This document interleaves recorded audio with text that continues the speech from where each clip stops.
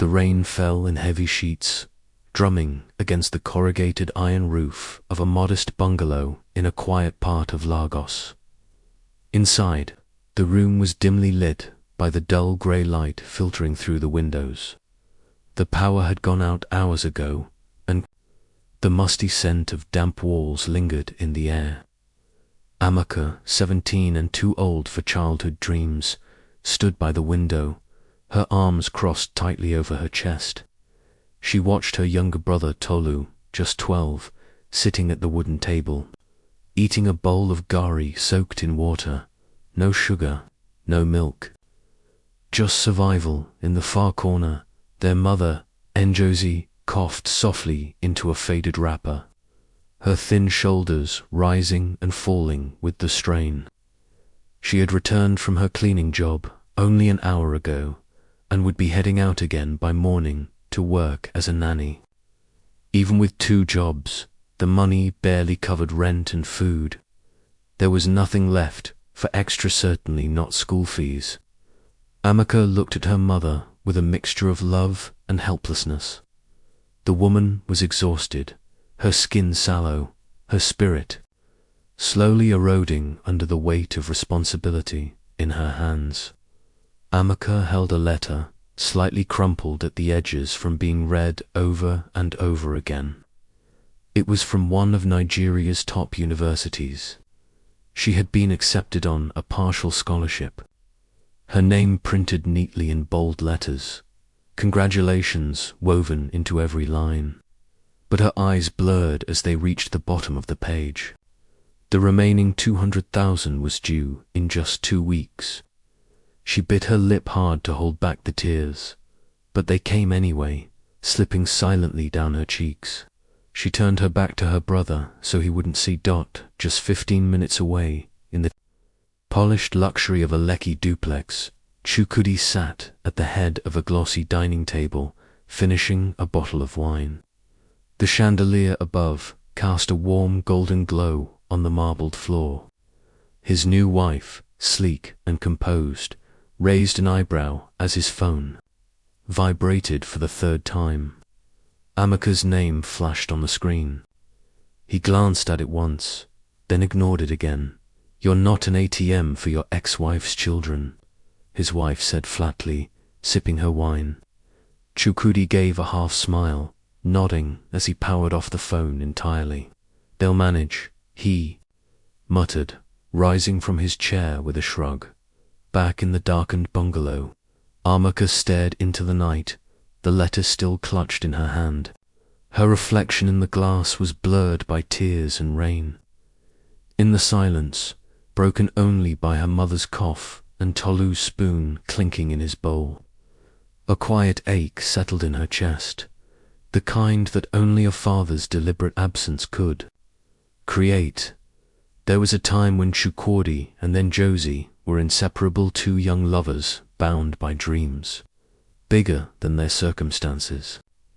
In their 1-room apartment in Surulere, they shared everything: a single mattress, cups of cold pap, whispered hopes in the quiet of night. Chukwudi, then a low-level civil servant, would walk long distances to save transport fare, returning home with small gifts and endless stories that made Njosi laugh. They had little, but their love was fierce and unwavering. When Amaka was born, followed 5 years later by Tolu, they believed they could endure anything. The turning point came when Chukwudi ventured into car importation. At first, it was small, a few vehicles brought in through a cousin's connection at the port, but it grew quickly. Within a year, he was making serious money. He bought a Toyota Prado, moved them into a 2-bedroom flat, and started spending late nights away from home. The phone calls became shorter, the smiles forced. Ngozi noticed the new cologne, the unexplainable absences, the unfamiliar perfume lingering on his shirts. Then came the silence, the kind that filled rooms with tension and dread. When Chukwudi finally left, it wasn't with drama, but with chilling finality. He sat Njosi down and told her plainly, "I'm not happy. I've met someone else." Just like that, he packed a bag and moved in with a younger woman from Lekki. The divorce was swift. He paid child support for 1 year, then stopped altogether. When Njosi pleaded for help, he responded coldly, "Those children are not my problem anymore. You wanted to keep them, keep them." Years later, the damage lingers like a wound that never healed. Amaka, now 17, has long since stopped waiting for her father's return. She's become a second mother to Tolu, who still asks questions she doesn't know how to answer. Each morning, before heading to school, she tutors neighborhood children in mathematics and English for a small fee. The money helps with food, sometimes covers Tolu's transport fare. She no longer dreams the way she once did. Reality has taught her not to. Tolu struggles in school. His grades are low, his spirit lower. He used to be a bright child, full of questions and ideas, but life has worn him down. The absence of a father, the quiet pain of watching his mother cry at night, the worn-out shoes, the empty fridge, they've all stolen something from him. He mumbles when he speaks, walks with his head down, and is quick to retreat when challenged. Ngozi, once vibrant and strong-willed, now looks older than her years. Her back curves slightly from long hours scrubbing floors. Her hands are calloused from years of washing and cooking for other families. The woman who once danced barefoot in the kitchen, who used to sing to her children before bedtime, now barely has the energy to eat. Grief, betrayal, and exhaustion have hollowed her out. She moves like someone waiting for life to end rather than someone still living. The neighbors see them.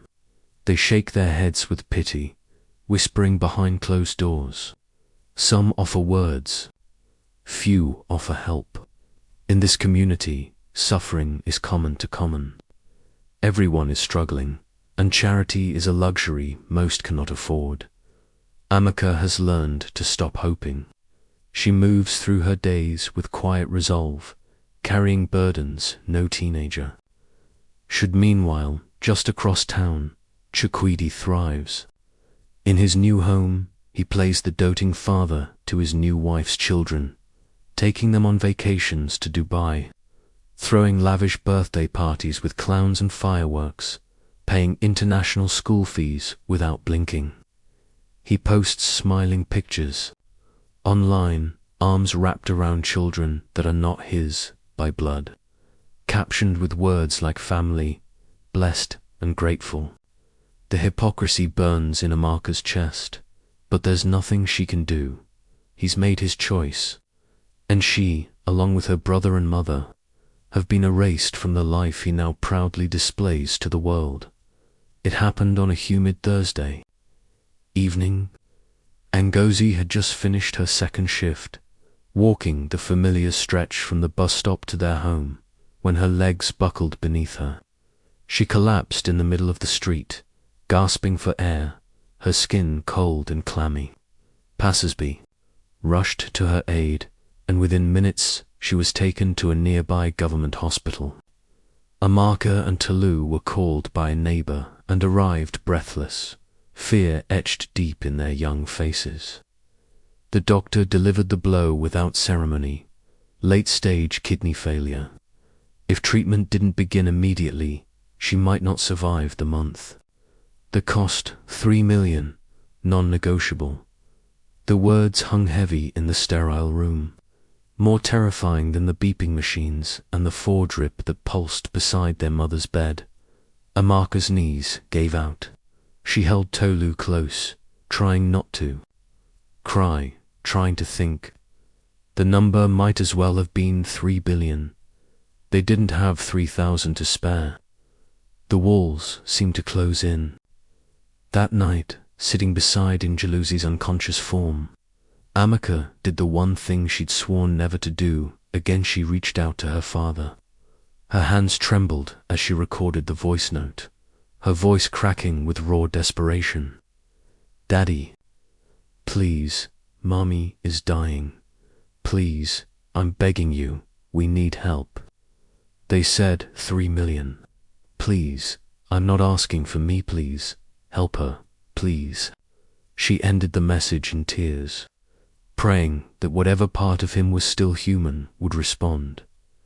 Chukwudi listened to the voice note while seated in the back seat of his SUV, the lever cool beneath him as the driver navigated Lagos traffic. He played it twice. The sound of his daughter's sobs echoed in the silent car. For a brief second, something flickered in his eyes, regret, maybe, or discomfort. But then, just as quickly, it vanished.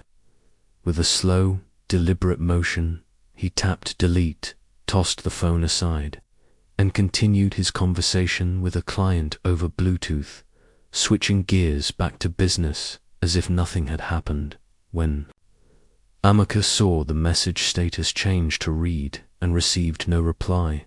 Something inside her broke. Still, she tried again. She took Tolu with her and made the journey to Lekki, heart pounding with equal parts hope and humiliation. At the gate of the estate, the security men wouldn't even let her pass the barrier. She explained, pleaded, showed old family pictures as proof. A call was made, and moments later, Chukwudi's new wife arrived, dressed in a silk robe, perfectly composed. She looked Amaka up and down like a stain. "Didn't I tell you to stop harassing us? This is private property. You people need to stop embarrassing yourselves." Her voice was sharp, final. With a dismissive wave, she signaled the guards. "Escort them out." The gate closed behind them with a metallic thud that seemed to echo in Amaka's chest. She held Tolu's hand tightly as they walked away, tears running down her face, not from shame anymore, but from fury. That night, in the dim corner of the hospital waiting area, Amaka opened her phone camera. She wiped her face, took a breath, and recorded a video. "My name is Amaka Chukwudi. I'm 17. My brother and I are begging for help because our mother is dying of kidney failure. The hospital says we need 3 million. Our father, Chukwudi Emaseta, a wealthy businessman, refused to help us. He read my message and deleted it. He acts like we don't exist. Please help us. Please save my mother." The video was raw, tear-streaked, and honest. She posted it online, tagging his full name, his business handles, even attaching photos of them as a family back when he still claimed them. Within hours, the video started spreading. People shared it, outraged. Comments poured in.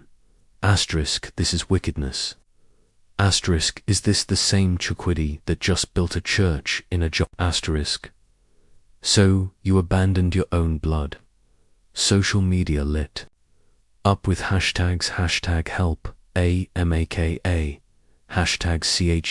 #CHUKWUDI, take responsibility by morning. Chukwudi's name was trending for all the wrong reasons. Bloggers picked up the story. Clients began to call, business partners questioned his ethics. The polished image he had carefully curated over the years began to crack under public scrutiny. And as the online world demanded answers, Amaka sat by her mother's bedside, watching the screen of her phone light up, hope, perhaps, finally beginning to stir. The fallout came swiftly. Within days of Amaka's video going viral, the carefully constructed image of Chukwudi Emakita began to unravel. Business partners, once eager to associate with his brand, grew cold. Meetings were cancelled. Clients pulled out of pending deals, citing concerns over reputation and values. Whispers followed him into boardrooms and back out into the world. If this is how he treats his own children, how would he treat a partner? One investor reportedly asked. The pressure mounted until it became impossible to ignore. Chukwudi was cornered, his silence no longer a shield. Reluctantly, he arranged a private meeting with his PR team. They advised damage control. Make a gesture. Quietly, show the public you're not heartless. With gritted teeth, he agreed to fund NGO's treatment, but under strict conditions. No more videos, no press, no acknowledgement. He would send the money anonymously through a third party, just enough to get the hospital started on dialysis and medication. He hoped that would be enough to silence the noise, but Amaka saw through it. When the hospital administrator approached her with news of an anonymous donation, she demanded to know where the money came from. When she was told off the record that it was a concerned relative, she knew instantly. Her heart beat fast with anger. She recorded another video, calmer this time, but no less fierce. This isn't about money. My mother's life isn't a PR stunt. If he cares, really cares, he should come here. Look us in the eye. Look my mother in the eye. We are not secrets. The public pressure intensified again. Hashtag Faced Your Children began trending. Journalists camped outside Chukwudi's office. Finally, after nearly 6 years of absence, he appeared at the hospital, under heavy sunglasses and a weak attempt at humility. The waiting room fell into a stunned silence as he walked in, unsure of his welcome. Tolu, seated beside his mother's bed, immediately stood up and walked out, his small shoulders rigid with quiet pain. Amaka stood frozen for a second, then slowly rose to face him. Her voice started low, tight with restraint. "So you finally found time," she said, her eyes locked onto his.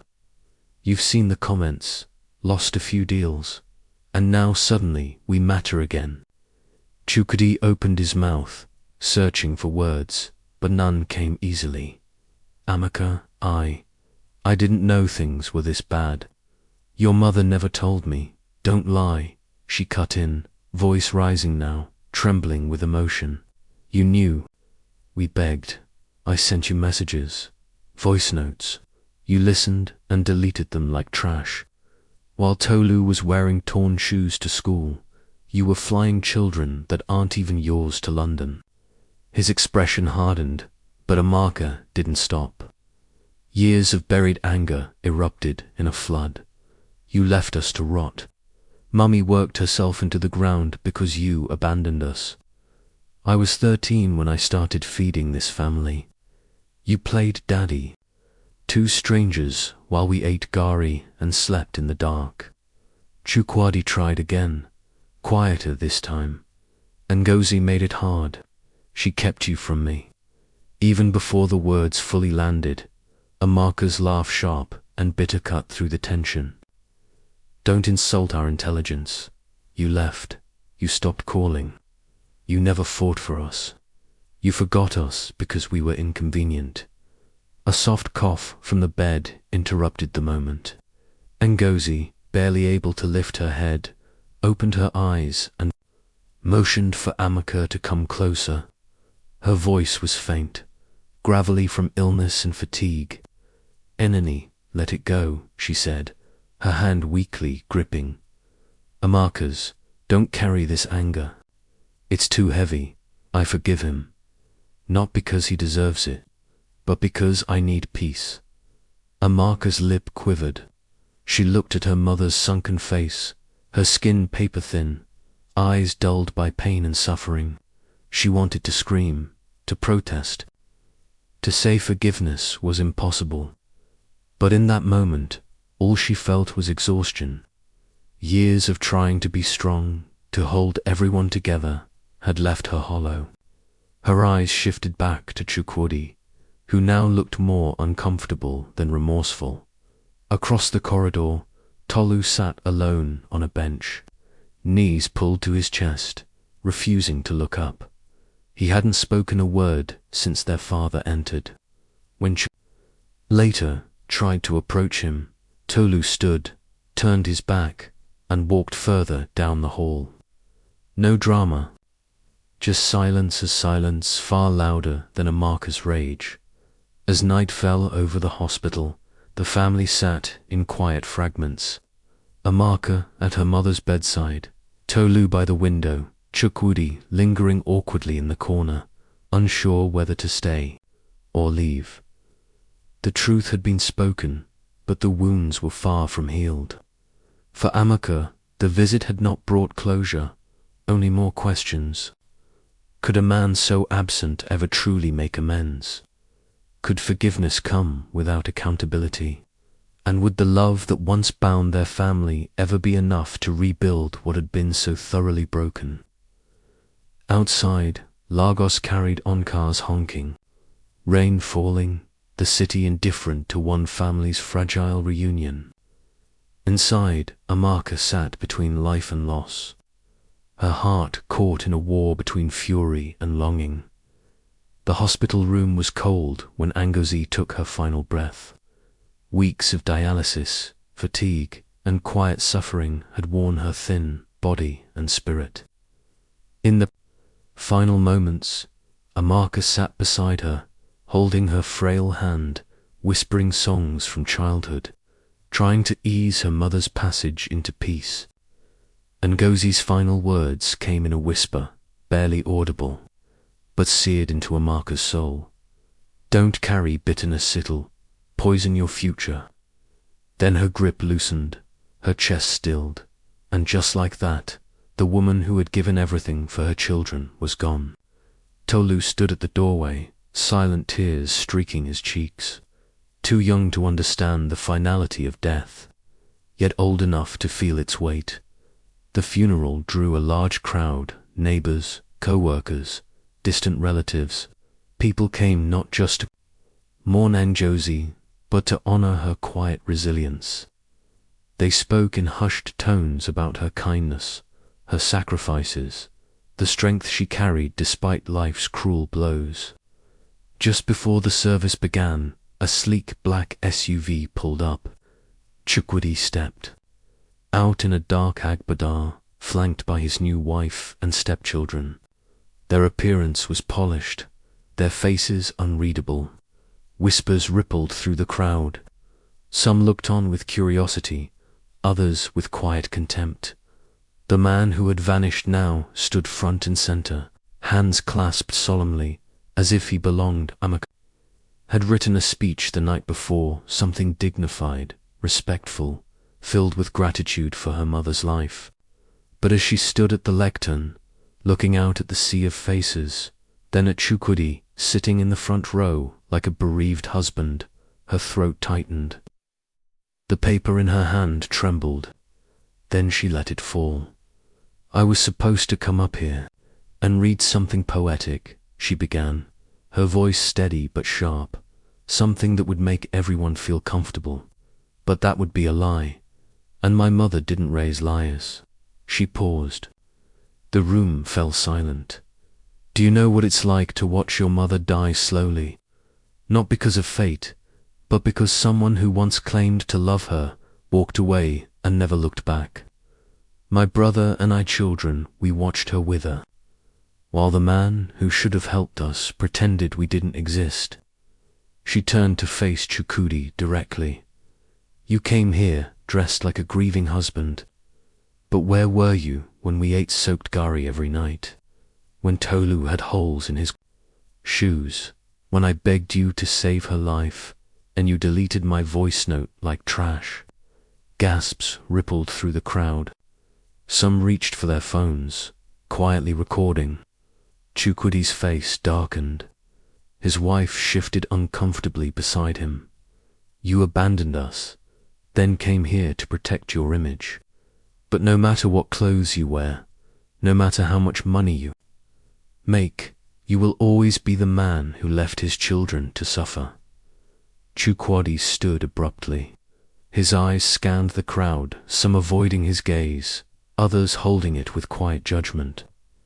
Without a word, he turned and walked out, his wife and children following behind, The service continued in silence after that, but nothing could erase the truth Amaka had spoken into the room.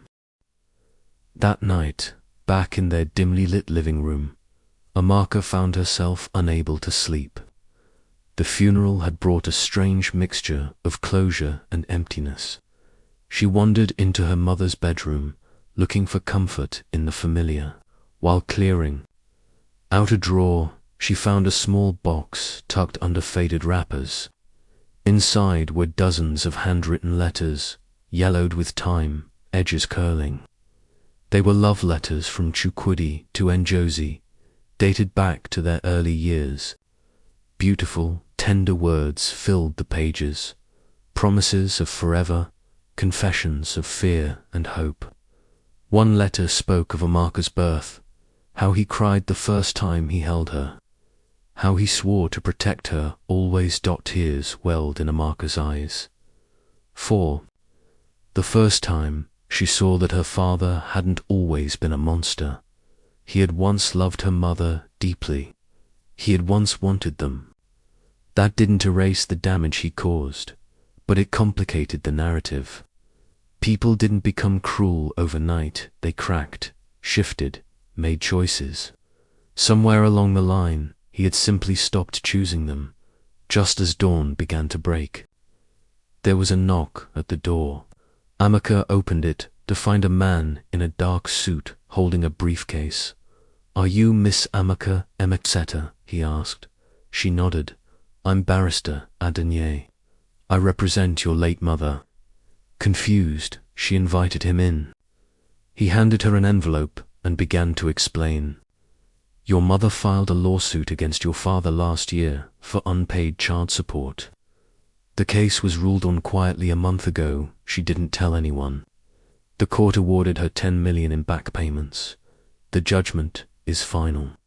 The assets will be recovered from your father's business or property unless he pays in full." Amaka sat in stunned silence. Her mother, even while dying, had still been fighting for them, still trying to ensure they had something left, some dignity, some justice. Her eyes burned with tears, but this time it wasn't just grief, it was awe. Ngozi had never raised her voice. She'd never sought revenge. But she hadn't been passive either. She had fought quietly, with love and intent. And now, even in death, she had given them a new beginning. The weeks after Njozi's funeral were quiet, heavy with grief, but also with the strange lightness that comes from knowing the worst has already happened. Amaka received the court's disbursement within a month. After years of scraping by, holding coins up to the light to measure their worth, she finally held enough to breathe. She paid her tuition at the university immediately, enrolling in the same semester she had once believed was lost forever. But she didn't stop there. In a move that surprised even herself, she used the rest of the money to set up the Njozi Emeketa Fund, a small but sincere scholarship for girls from struggling homes, named in honor of the woman who had sacrificed everything for her. It was her way of ensuring her mother's memory wouldn't be buried with her. Her name would live on not as a victim, but as a seed for change. Amaka also began volunteering at the same hospital that had once turned her mother away for lack of payment.